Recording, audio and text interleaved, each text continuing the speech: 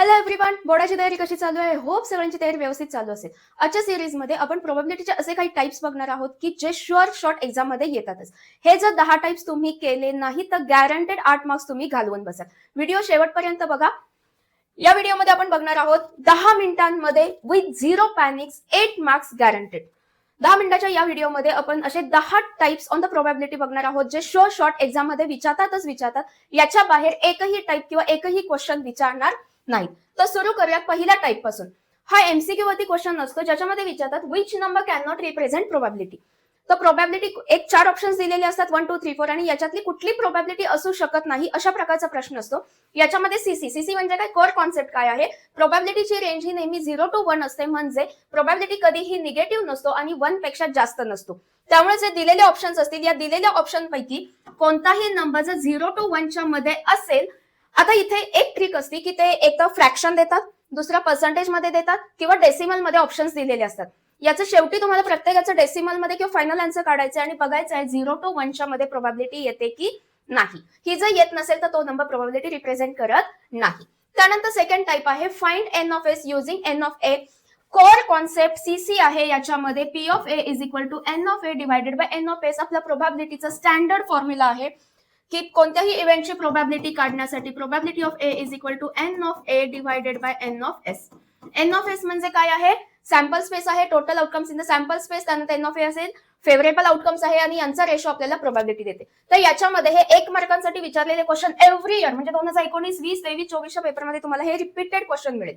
तर याच्यामध्ये काय दिलेलं असतं, 3 नंबर्स आहेत, 3 क्वांटिटी आहेत, P of A, n of A, n of S. यातल्या 2 दिलेल्या असतात आणि तिसरी तुम्हाला फॉर्म्युला वापरून शोधायची असते. फॉर्म्युला नक्की लक्षात ठेवा. दिलेल्या ज्या काही व्हॅल्यूज आहेत ते ऍज इट इज तुम्ही व्यवस्थित लिहा. एन ऑफ ए दिला असेल तर एन ऑफ ए लिहा, what is an of A, what is an of S आणि त्यानंतर पी ऑफ ए. आणि याच्यावरून जो दिलेला नाही तो फॉर्म्युला वापरून व्हॅल्यू शोधून काढा. हा झाला दुसरा टाइप. तिसऱ्या टाइप मध्ये काय आहे की सिंपल क्वेश्चन आहे, sample writing, sample space writing question. खूप मुलं हा क्वेश्चन खूप जास्त हलक्यात घेतात आणि मार्क्स गमावून बसतात. तर काही सॅम्पल स्पेस, ठराविक सॅम्पल स्पेस ते प्रत्येक वर्षी विचारतात जे तुम्हाला तोंडपाठच करायचे आहेत. जसं की 1 कॉइन टॉस केल्यानंतर त्याचं सॅम्पल स्पेस काय असेल. 1 कॉइन साठी काय आहे, हेड आणि टेल. 2 कॉइन्स जर टॉस केले तर त्याचं सॅम्पल स्पेस काय आहे, head head, head tail, tail tail आणि टेल हेड. तर इथं एन ऑफ एस काय असतो, 4 असतो. इथं एन ऑफ एस 2 आहे. त्यानंतर जर 1 डाई थ्रो केला तर त्याचा सॅम्पल स्पेस काय असतो, डाईवरती 1 to 6 नंबर्स असतात. त्यामुळे हा सॅम्पल स्पेस फिक्स आहे 1 2 3 4 5 आणि 6. त्यानंतर जर 2 डाईस जर डाईस जर थ्रो केले तर काय असेल सॅम्पल स्पेस 1 1 1 2 1 3 1 4 1 5 1 6 2 1 2 2 2 3 2 4 2 5 2 6 असं 6 पर्यंत असे आपल्याला total n of S is equal to 36 मिळेल. त्यानंतर कार्डचा क्वेश्चन असतो, त्याचाही सॅम्पल स्पेस तुम्हाला माहिती आहे. कार्ड्स हे 52 कार्ड्स मधून घेतो त्यामुळे त्याचा नंबर ऑफ सॅम्पल स्पेस हा नेहमी 52 असतो. त्यानंतर टाइप 4 बघूयात. याच्यामध्ये काय असतं की 1 कॉइन किंवा 2 कॉइन सायमल्टेनियसली एकत्र किंवा सिंगल टॉस केल्यानंतर त्याची प्रोबॅबिलिटी काय असेल. सुपर हाय फ्रिक्वेन्सी क्वेश्चन आहे, प्रत्येक वर्षी याच्यावरती तुम्हाला क्वेश्चन मिळेल. तर याच्यामध्ये तुम्हाला कॉमन इव्हेंट्स लक्षात ठेवायचे आहेत. आता 2 कॉइन्स आणि 1 कॉइन साठी तुम्हाला सॅम्पल स्पेस तरी माहिती आहे, करेक्ट. त्यानंतर इव्हेंट काय आहे, फेवरेबल आउटकमचा इव्हेंट काय तुम्हाला मिळणार आहे. तर या प्रोबॅबिलिटी कोणाची काढायची ज्याची ऍटलिस्ट 1 हेड येईल, ऍटलिस्ट नो हेड येईल किंवा गेटिंग हेड किंवा गेटिंग टेल येईल. ओके, कन्फ्युज होऊ नका, व्यवस्थित बघूयात आपण. आता हे बघा, 2 कॉइन्स आणि 1 कॉइन साठी प्रोबॅबिलिटी. एक 2 कॉइन साठीची प्रोबॅबिलिटी काय आहे, head head, head tail, tail head आणि टेल. आता याच्यामध्ये बघा ऍटलिस्ट 1 हेड, याचा अर्थ काय, ऍटलिस्ट 1 हेड आला पाहिजे म्हणजे दोन्ही टेल असतील ती फ्रिक्वेन्सी तुम्हाला काढून टाकायची, म्हणजे हे वालच आहे. ऍटलिस्ट 1 हेड साठी तुमचा इव्हेंट काय येईल मग, हेड हेड, हेड टेल आणि टेल हेड. मग याची प्रोबॅबिलिटी कसं काढाल, इथं नंबर ऑफ एस काय येतोय तुमचा 1 2 3 4 आणि नंबर ऑफ ई काय आहे 1 2 3. मग प्रोबॅबिलिटी ऑफ ई काय आहे, at least 1 head getting 1 head. Probability of E is equal to n of E divided by n of S, म्हणजेच काय 3 डिवायडेड बाय 4 ही झाली प्रोबॅबिलिटी. तसंच नो हेड, नो हेड म्हणजे काय, हे सगळे पॉसिबिलिटीज निघून जातील. कुठली 1 2 3 म्हणजे एकही हेड नसला पाहिजे. म्हणजेच काय इथं तुमचा ई काय आला, ओनली टीटी. म्हणजेच एन ऑफ ई इथं काय झाला 1 झाला, म्हणजे तुमची प्रोबॅबिलिटी काय येईल 1/4.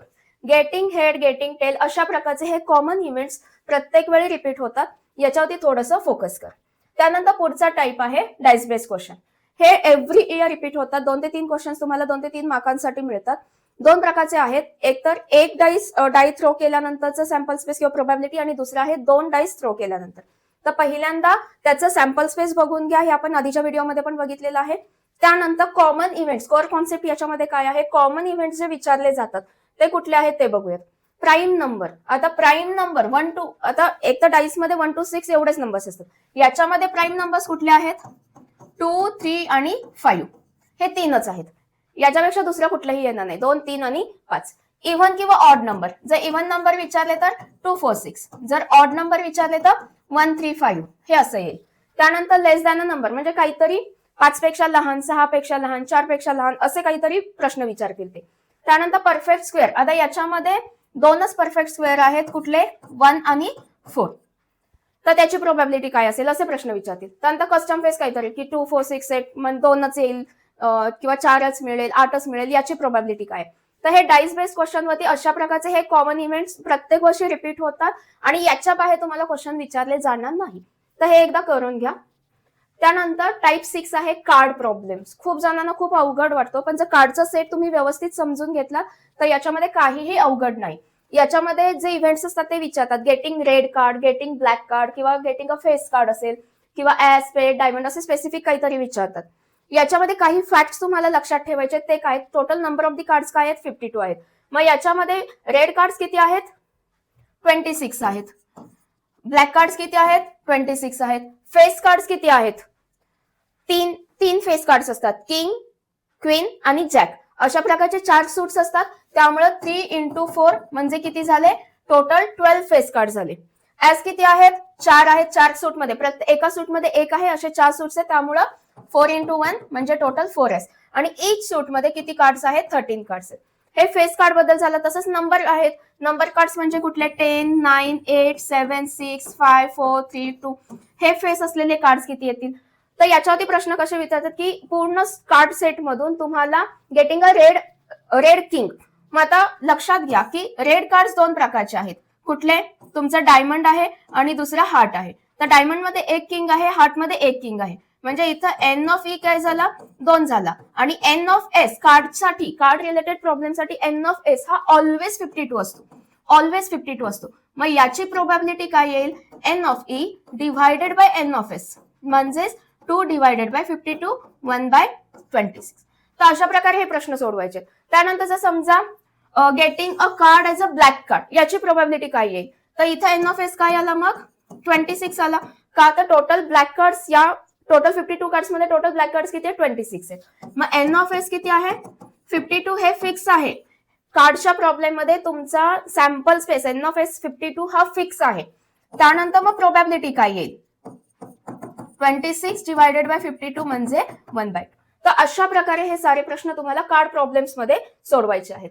त्यानंतर खूप अवघड वाटणारा प्रश्न हा टाइप आहे बॉक्स किंवा बॅग प्रॉब्लेम. म्हणजे काय असतं, ते काय म्हणतात की एक बॉक्स आहे किंवा एक बॅग आहे, याच्यातून बॉल्स काढले, कार्ड्स काढले किंवा या स्पेसिफिक नंबरचं तिकीट काढलं, त्याची प्रोबॅबिलिटी काय.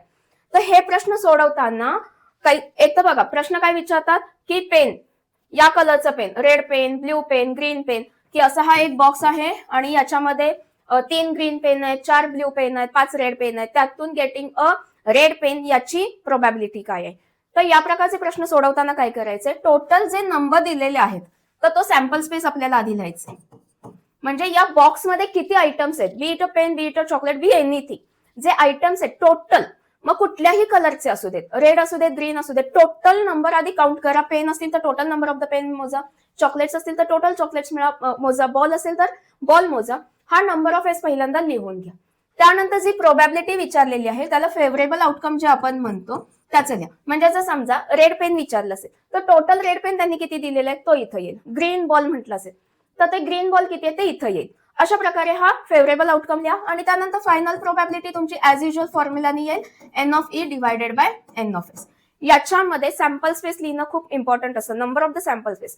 या बॉक्समध्ये किंवा बॅगमध्ये टोटल किती आयटम्स आहेत तो तुमचा सॅम्पल स्पेस झाला. करेक्ट. त्यानंतर टाइप 8 थोडासा अवघड वाटतो पण सोपा आहे. 2 डिजिट दिलेले असतात, या डिजिट पासून नंबर फॉर्मेशन वरती प्रोबॅबिलिटी विचारतात. याच्यामध्ये आता काय विचारतात की डिजिट्स देतात, मग रिपिटेशन आहे की नाही हे पण सांगितलेलं असतं. मग ते विचारतात की गेटिंग ऑड नंबर येण्याची प्रोबॅबिलिटी काय आहे, मल्टिपल ऑफ 5 येण्याची प्रोबॅबिलिटी काय आहे, प्राईम नंबर असण्याची प्रोबॅबिलिटी काय आहे. तर ऑड नंबर म्हणजे काय, ज्याच्या एंडला 1, 3, 5, 7, 9 असा नंबर येईल. मल्टिपल ऑफ 5 म्हणजे काय, ज्याच्या एंडला 0 किंवा 5 येईल. ठीक आहे, तर अशा प्रकारचे व्हॅरियंट्स वरचे क्वेश्चन तुम्हाला करायचे टाईप नंबर 8 मध्ये.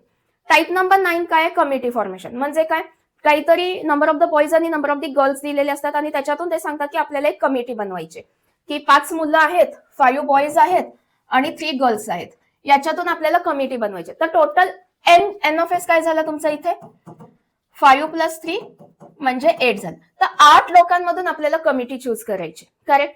मग याच्यामध्ये ते काही टाइप्स विचारतात की ऍटलिस्ट एक मुलगी असली पाहिजे, एक मुलगा असला पाहिजे, 1 बॉय 1 गर्ल, अशा प्रकारचे प्रश्न विचारले जातात. तर हे कमिटी फॉर्मेशन पण करून ठेवा. आणि लास्टचा टाईप आहे मिक्स्ड एक्सपेरिमेंट. याच्यामध्ये काय असतं की 1 कॉइन आणि 1 डाय एकत्र थ्रो केल्यानंतरची प्रोबॅबिलिटी.